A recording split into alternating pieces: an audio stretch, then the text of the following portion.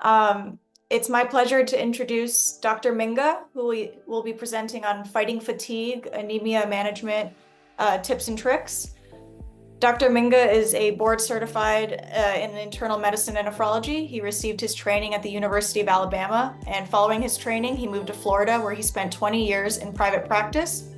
Currently, he is the Vice President of Clinical Research and Medical Affairs at Akebia Therapeutics, where he is continuing to focus on bettering the life of each person impacted by kidney disease. Please join me in welcoming Dr. Minga. Expecting it to go so well. Thanks, everyone. I appreciate it. As stated, my name is Todd Minga. I'm board certified in internal medicine and nephrology. As mentioned, I spent 20 years practicing. And over the last 5 years or so, I've been in drug development. So I do have a disclosure. But again, I just want to start by thanking the Renal Support Network for allowing me to participate. Dr. Schlesinger's presentation was excellent, so I've got big shoes to fill. It's really just an honor to be here. So I'll get started, and I'm hoping this will be very informative for you guys. And I'm advancing slides, so I'm assuming you're seeing second slide. Is that right? Yes, that's correct. Excellent. Okay. So again, the objective, as with the Renal Support Network, is to empower people who have been diagnosed with kidney disease. So I'm hoping by the end of this presentation, we'll answer a few questions. One is a deeper dive on what is anemia, how is it diagnosed, what are the symptoms of anemia, how is anemia treated, and some tips and tricks I hope to share with you guys. Here's my disclosure. Again, I'm speaking on my personal capacity as a physician, but also employee of Akebia Therapeutics, which manufactures prescription products that are used to treat chronic kidney disease. And my remarks today are my own and not necessarily the position of Akebia. So first, I'd like to start off with taking a little deep dive on what is anemia. So one of the big questions is, what is the primary function of blood? So we all know that the heart pumps blood to all organs of the body, from the head to the toe, to the kidneys, to the liver, to the lungs. And part of that is oxygen delivery. So if you're anemic, you have low oxygen delivery to the organs. So on the middle slide, I've got this picture of a test tube. So when you get your labs drawn, they'll spin down your blood, and it separates into three distinct areas. The top area being plasma, which is mostly water. The middle layer is white blood cells, which are responsible for fighting infection, along with platelets to help the blood clot. About 45% of that tube in normal patients are red blood cells. And if you look at the structure to the right, this is hemoglobin. One thing I want to point out, to make hemoglobin that carries oxygen, you need iron. So that's a critical component of the structure of the red blood cell, and ultimately almost 50% of your blood. So if you have less red blood cells or less iron to make red blood cells, then you're going to become anemic, which ultimately means you're going to deliver less oxygen to all the organs of the body, the brain, the lungs, the kidneys, your fingertips, everywhere gets a low delivery of oxygen. So how is anemia diagnosed? One is when you go to your kidney specialist, part of the routine labs is a complete blood count. And part of that is a hemoglobin. So it actually measures the amount of hemoglobin in your blood. You'll also see a hematocrit, which is the percentage of red blood cells. But for today, let's focus on hemoglobin, which is usually the number that we treat to obtain a normal level. In addition to the CBC, we'll often get other labs such as iron, B12, and folate. So if you see to the bottom right, normal hemoglobin levels for an adult female are 12 to 15. For male, just a little higher, 13 to 15. So let's focus on hemoglobin for the next few slides. The kidneys play a big role in making red blood cells. So let's take a little deeper dive. When you have chronic kidney disease and you lose kidney tissue, you lose the ability to respond to low oxygen. So if you become anemic and your body senses that you're delivering less oxygen, your kidney is able to respond. So the kidney is a great tool of being able to see the oxygen delivery, which is usually the case over most of the body, and secrete a hormone called erythropoietin, or EPO. That hormone causes the bone marrow to make blood cells. But to make blood cells, you need adequate vitamins and minerals. As mentioned, iron is a key source of hemoglobin. Once an erythropoietin stimulates the bone marrow to red blood cells, it responds, the number of red blood cells increases, the oxygen delivery to the kidney and the rest of the body is maintained.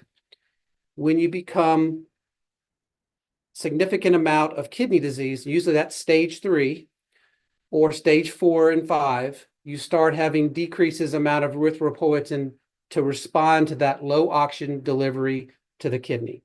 And to give you an example, those with advanced kidney disease, which is typically defined as a GFR of less than 30, approximately 50% of patients will become anemic. Dialysis patients, over 90% of those will become anemic. So the worse your kidney function, it decreases your ability of the kidneys to secrete erythropoietin and respond to the lack of blood flow sensed by the kidney and typically to the rest of the body. So what happens? So a decrease in hemoglobin leads to a decrease in the amount of oxygen that is delivered to the organs. As mentioned, this is a whole body problem. So the brain, the heart, the lungs, the skin, the muscles, every organ in the body has to maintain certain levels of oxygen for normal function.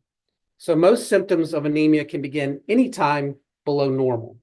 But as you get progressively worse in anemia, of course, your symptoms will increase and the likelihood that you'll develop some or all of these becomes more likely. It's of note that anemia can affect people differently. So some people can have a hemoglobin of 10 or 11 and be completely without symptoms. Others can be on the lower side, 11 and 12, and have symptoms. So it's not always tied to the actual number. So if the number isn't significantly low, as we'll just touch on in a minute, it doesn't mean that the symptoms are not related to the lack of good oxygen delivery to those organs. And I want to make one note here, is many other diseases share the same symptoms. Someone with lung disease is typically going to be short of breath. Someone with heart disease may have periodic chest pain. Those with thyroid disease may have cold skin. The point I'm trying to make here is don't blame symptoms on other diseases until you've notified your physician or specialist that some of these are occurring. The goal is not to prescribe and say, okay, well, they have lung disease, they're short of breath, or they're pale, they must have some thyroid disease. It's really imperative that you communicate your symptoms. That way, some of these symptoms may actually be worsened by anemia. So how's anemia of chronic kidney disease diagnosed and monitored? As mentioned, hemoglobin is your standard lab that is usually done doing routine blood work. That's before your visit to your kidney specialist. And is anemia caused by chronic kidney disease is the big question. So you can be anemic for many other reasons. So just because you have chronic kidney disease and anemia, you need to really, and your specialist will look into other potential causes because you don't want to think it's just your kidneys, treat that problem and ignore the others. For example, iron deficiency can cause anemia. Vitamin deficiencies can cause anemia. Thyroid disease can cause anemia.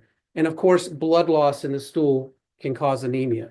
So your physician will probably do vitamin mineral level checks, thyroid checks, ask you if you've had your colon screened, or maybe even recommend that you have blood checked to see if you have anemia in the stool. And how often should it be monitored? Well, this depends. So if you have mild anemia, you may not get it monitored but once or twice a year, depending on your level of kidney disease. If you have advanced kidney disease and your number is starting to trend down, that hemoglobin's trending down, your kidney specialist may recommend you get that checked every 3 months with your routine follow-up. And as you progress, that may even increase to monthly. So how is anemia of chronic kidney disease treated? Well, it depends on how severe it is. I put on the bottom right that female adults will have a hemoglobin normal between 12 and 15 and male between 13 and 15. So we'll define mild anemia as less than 10, okay, up to 12 or 13. So anywhere between 10, 12, and 13 is mild, 8 to 10 being moderate, severe 6.5 to 8, and life-threatening anything less than 6.5. So I think it's critical that we know, and I think it's critical for you to know what your hemoglobin is. I know we always say know what your GFR is. In this case, I think it's also critically important that we know what our hemoglobin level is. So if you're at the severe or life-threatening, the treatment options may be different than those into mild to moderate.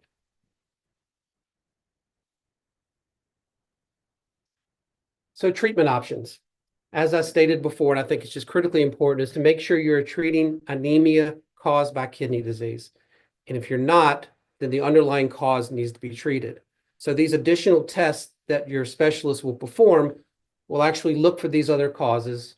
The bleeding, again, the vitamin deficiencies, potential bone marrow disorders are typical part of the evaluation the first time that you get evaluated for anemia to see if it's related to the chronic kidney disease.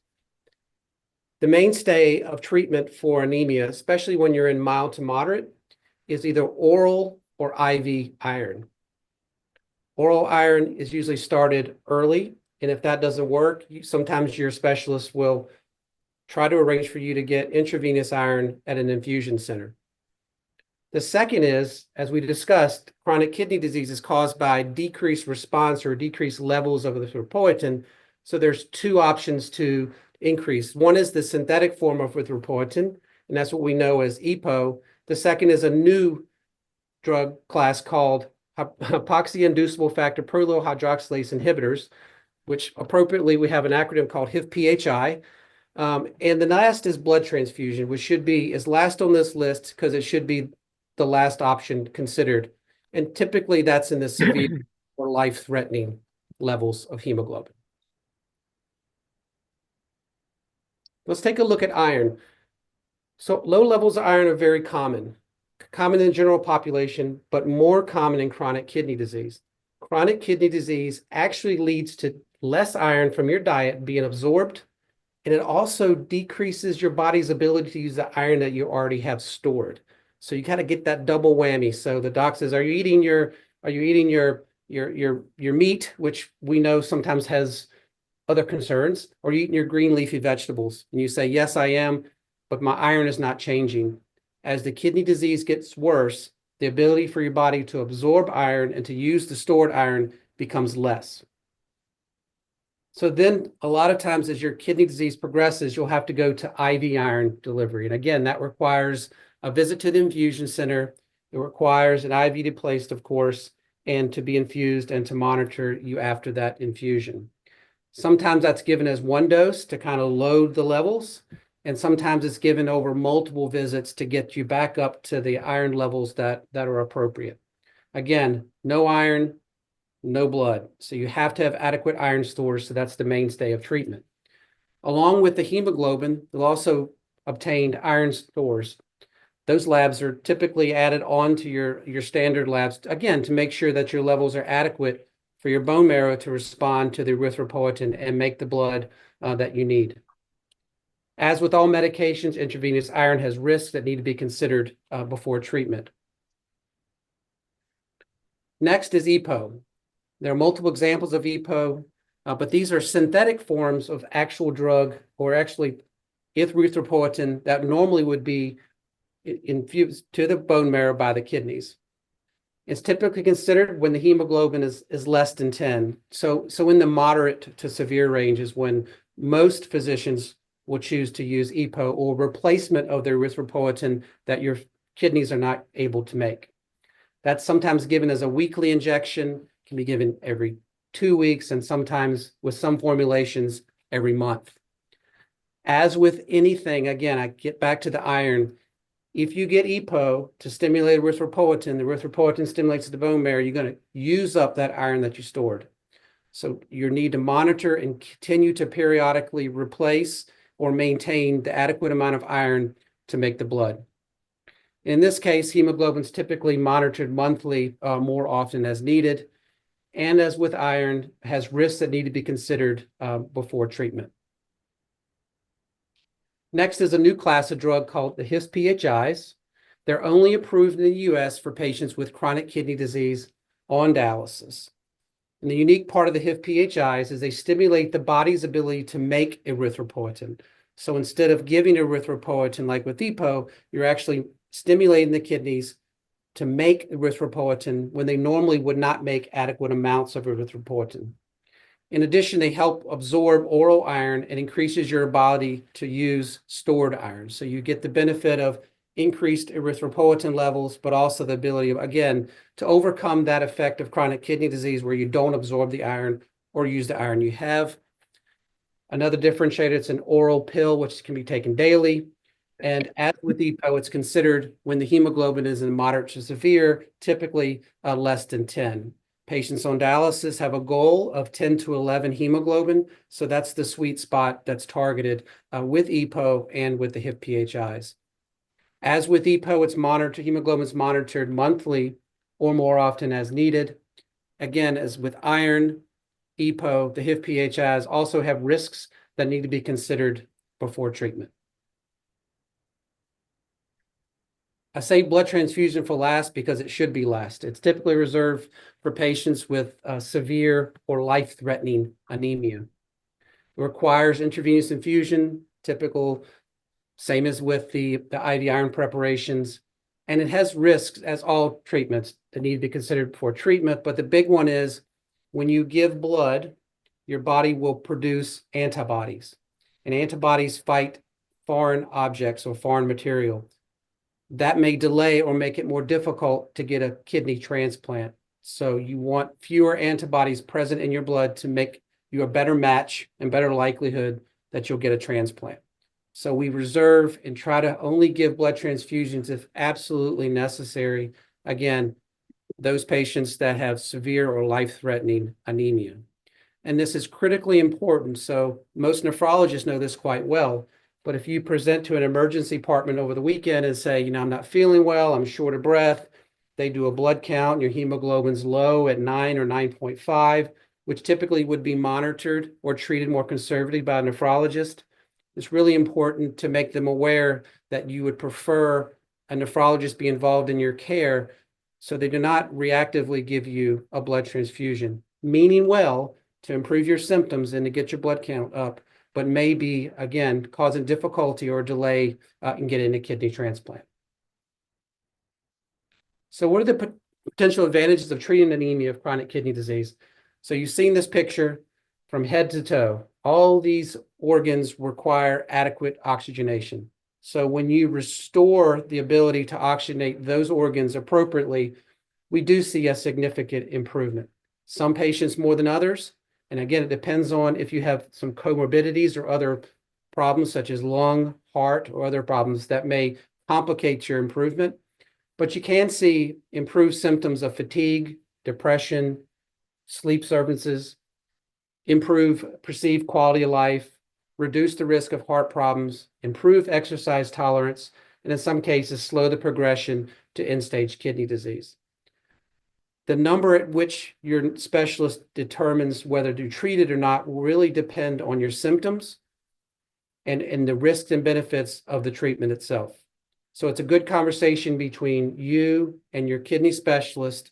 Make sure you're communicating how you're feeling, have the discussion about where your hemoglobin is, and also have the discussion of what the treatment plan would be and whether you agree and understand that maybe the benefits of treatment outweigh any risks the treatment have.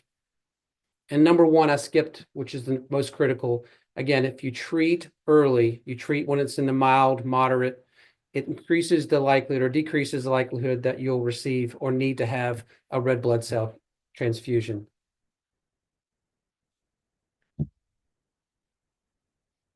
I blew through this, so I'm going to save a lot of time for questions at the end. So let's give the tips and tricks. Number one, it's important to have your labs monitored routinely as recommended by your kidney specialist. It's critically important to know your hemoglobin. And if you wait or if your labs aren't done as frequently as recommended, again, you may have progression of your anemia and hemoglobin's not in the mild area, but may progress into the moderate or severe, again, making it more likely that you could have treatment that may not be needed. You could treat more conservatively with an iron preparation, or again, preventing that need for transfusion if you get to the severe or life-threatening hemoglobin.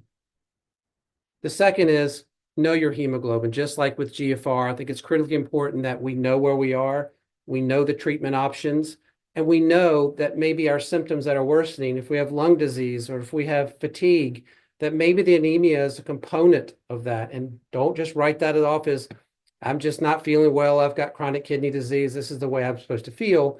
It's really important that you know your hemoglobin, the potential treatment options, and whether treatment might be best for you to help reduce some of those symptoms you're having. Again, communicate any symptoms, new or worsening. Don't just assume that they're normal or related to another problem. Communication is key. You can't make blood without iron. This is critically important. So if you need oral iron preparations and you don't tolerate those, you need to tell your specialist. There are other options. Again, I mentioned the intravenous iron, but all these things don't work unless you have adequate iron, vitamins, and minerals to support making red blood cells. Next is to understand the benefits and risk of all treatments. I think this holds true for all disease, but the symptoms that you have, how low your hemoglobin is, should all be in the discussion because every medication you take has potential risks. You want that benefit to be greater than any potential risk of any medication. So speaking to the potential options based on where your hemoglobin is and whether you agree, along with your kidney specialist, that treatment is the right answer. Next, as I mentioned, avoid a blood transfusion if possible. Again, all nephrologists know this. They understand the benefit. There's some risks like infection. There's overload of fluid. There's these antibodies that I mentioned that could delay or prevent a timely transplant. So avoiding transfusions if possible. And keep follow-up with appointments and take medications as prescribed. This sounds like a no-brainer, but I'll tell you some of the medications could interfere with your ability for your body to make blood. So an appropriate medication list, make sure you're telling them all the vitamins you're taking, all the minerals you're taking, all your prescriptions, and keep those follow-up appointments so you can monitor your hemoglobin and know where you are. So that's my magic and tips and tricks of today. So Maya Angelou, I can be changed by what happens to me, but I refused to be reduced by it. And that's my presentation for the day. I think I've caught up some time, and I didn't mean to rush through this. I tend to be a fast talker, but I'll open it up for any questions you guys might have. Thank you, Dr. Minga. That was great. And those tips and tricks were fantastic. And I loved the quote. If anyone has any questions for Dr. Minga, you can put them in the chat, or we have a Q&A feature while we wait for some questions to come through. I had a question for you. How does fluid overload impact red blood cells? Yeah, so when you looked at that initial tube of blood, you see that there was the water at the top with the plasma, and then there's the cells at the bottom. Fluid overload can actually dilute out the blood, so you become, I guess, more anemic based on your hematocrit. The key component is hemoglobin. So hemoglobin is a measure. Hemoglobin, stop sharing slides. I can do that. Okay, thank you. Hemoglobin is not influenced by the amount of fluids you have. Okay, so that's why the hemoglobin is critically important. Even if you have volume overload, it won't be affected your hemoglobin. So that's the key numbers to follow. And of course, volume overload leads to more respiratory problems. It leads to more fatigue because you're carrying more weight. And I think that's the critical importance here again, is that these symptoms, we always say, well, yeah, I'm carrying all this fluid. I've got heart failure. No wonder I'm short of breath. Maybe a component that might be the anemia. And it's very important to really tease that out. So if you have any new symptoms or worsening symptoms, again, make sure you discuss those with your kidney specialist so it can be determined how much, if any, the anemia might be affecting those symptoms. Great, thank you so much. Wesley, I see you have your hand up and you should be able to unmute. Do you want to ask a question?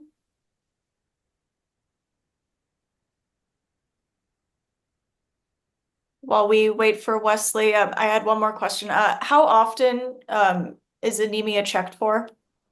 It depends on how severe your kidney failure is. So typically, if you're stage 4 or 5, and that's GFR less than 30, typically, again, there's variation depending on how quickly your numbers are changing, your GFR of your hemoglobin. but typically every 3 to 6 months is how often you would get your hemoglobin checked.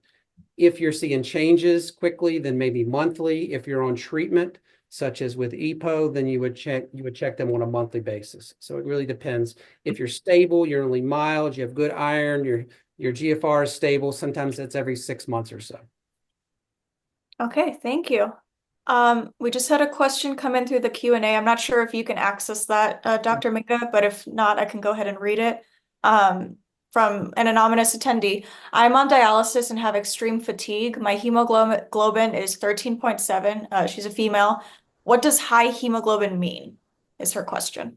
Yeah, so it could be a result of therapy, of course. If you're on an EPO, then your numbers will be up and down typically. So when you're low, when you show up to dialysis and they put you on EPO, the target is 10 to 11. Sometimes it goes above 11. They'll make reductions. It'll go back down to 10 to 11. So it's really a titratable drug. So at times it, again, may be in target, other times it may be below, and other times above. There's also a subset of patients that don't develop anemia, and sometimes patients with polycystic kidney disease, for instance, won't be anemic even though their kidney function is stage 5 and they're on dialysis. So there are certain scenarios. It's critically important, and there's other tests that the physician, your nephrologist or caregiver can test for, again, to make sure that hemoglobin that's above or within normal range for somebody with severe kidney disease isn't due to some other medical problem. Got it. Thank you. We had another question just come in from Donna. Can you discuss the difference of receiving an iron shot in your arm versus monthly iron every month? Yeah, that's a good question. So each iron preparation has its own unique dosing. So there's some that can be given a lot more concentrated, so they can give a larger amount in a shorter period of time. And there's others that need to be given in smaller amounts over a series. Patients on dialysis, for instance, will get their IV iron with their setup during their administration. Patients on peritoneal dialysis may come in once a month for an infusion of iron. If your iron levels are marginal, just below normal, but you can't seem to get them up with oral iron, it may only take one shot or one injection. Those people who are producing more blood, using more erythropoietin, either endogenously from the kidneys or from EPO, they may need to have additional iron given on a more frequent monthly basis to make up for that. Wow. Thank you, Donna. That was a great question. And we've got another in the chat from Kelly Flanagan. How do you get your physician to take a low normal of 13 seriously because of fatigue? Yeah, that's a good question. And I think we all take it seriously. I think that the problem is the medications that we use and the treatments we use are very limited in this range. Some medications have significant potential harm if you use them to treat numbers to normal. So that's why in dialysis, we have a hemoglobin goal of 10 to 11. There were studies done that showed erythropoietin, and even with the new HIF-PHIs, that we shouldn't target normal hemoglobins. Now, it doesn't mean you're not feeling fatigued from mild anemia, but the treatments are more limited. Treatments are typically the vitamins and mineral supplementation like iron. Iron is a big one because there is no target or ability to have hemoglobin so low that you have to be administered. IV iron, whether even oral iron when you have a mild anemia, even if your iron levels are marginally low, iron can improve your anemia. So you might have normal iron levels. Additional oral iron may help that even more to get you back to target in your low level. Hope that answered your question. It really depends, but it really depends on some of the medications like the EPO and HIF-PHIs. We really can't use those until the hemoglobin drifts below 10. And your question is, if you're in that 12 and you feel fatigue, what else can you do? And I think the critical part is making sure your vitamins and minerals, especially your iron levels, are normal, or if you may need supplemental iron to kind of get you a bit higher. Thank you, Dr. Minga. And Kelly says thank you as well in the chat. Good question, Kelly. We have one more question in the Q&A. This may have been for our last presenter, but you might be able to answer it. Can anyone ask their primary care doctor for a creatinine blood test or a urine protein test at their annual visit for prevention purposes, or do you need to have symptoms first? Absolutely. We always say this, the key is prevention. I feel strongly that if you're going for, and if you're 20, you have no symptoms, you're going for your physical to play ball with your friends and you have no family history, maybe that's the case. But I think as we get older, and I won't define that here because I may fall in that number. As we get older, I think it's critically important that we monitor for diseases. And it doesn't hurt. So do you have to have symptoms for them to be able to order it? No, I don't think it hurts at all to say, can you check my blood count? Can you check my kidney function? I'm worried. I have friends and family with kidney disease. I'm worried. And if you say I'm worried and I would love to help prevent any diseases in the future, I don't think there'll be any resistance and any lack of coverage for your laboratory test on an annual basis, at least for screening purposes. Reassurance to you, reassurance to your doctor that, wow, my kidney function is normal. And if it's not, that's an awesome opportunity to start early with Dr. Schlesinger, some of the treatment options early to help prevent progression and ultimately prevent end-stage kidney disease. Thank you very much. One more question popped into the chat. Do you have time for one more? Yeah, sure. Okay, great. Is being fatigued after dialysis called dialysis fatigue syndrome? I think that's where yes. So that is, there's so many causes, right? I mean, one says, I'm going to dialysis, have my treatment, I do my 3.5, 4 hours, I limit my fluids, and at the end of the day, I feel exhausted. The next day, I'm finally starting to catch back up, and then I go back in for my next treatment. I go through this cycle of fatigue. It is very, very complicated to understand. I don't think we all understand exactly what happens. The most important thing is to remember your body is working hard during dialysis. This is not even though you're sitting there, your body's working hard. As you know, your heart rate may go up, the cleaning of the blood, just the filtering process is all an active process. Pulling fluid is an active process. If you can keep your fluids to a minimum, and I know that's not easy, but if you can keep within a reasonable amount of fluid gains to help with less fluid being removed, sometimes that helps. But ultimately, the fatigue, taking a nap after dialysis is not uncommon. And I would think that would be an exact way I would describe it as dialysis fatigue syndrome. Again, there's ways to speak to your doc, less fluid removal, maybe alternate plans. Of course, if you can transition from hemo to peritoneal dialysis, that's less of that quick pull of fluids, pull of toxins, less stress on the body over time. So I think it's worth having a discussion if there's ways you can reduce that or prevent that from happening during your treatments. Okay, well, you've got a lot of praise and thank yous in the chat. Thank you everyone for your great questions and Dr. Mingo for your great answers and presentation.